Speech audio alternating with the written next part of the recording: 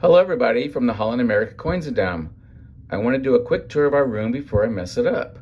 So here we've got my room, the balcony. This is a really nice balcony room and I'll show you in a second. But here's the double bed. Across from the bed is the television, which is really nice.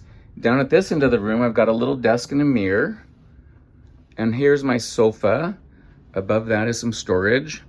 But what's different about this room is out here, normally on a room, you've got a balcony, but I don't have a balcony here.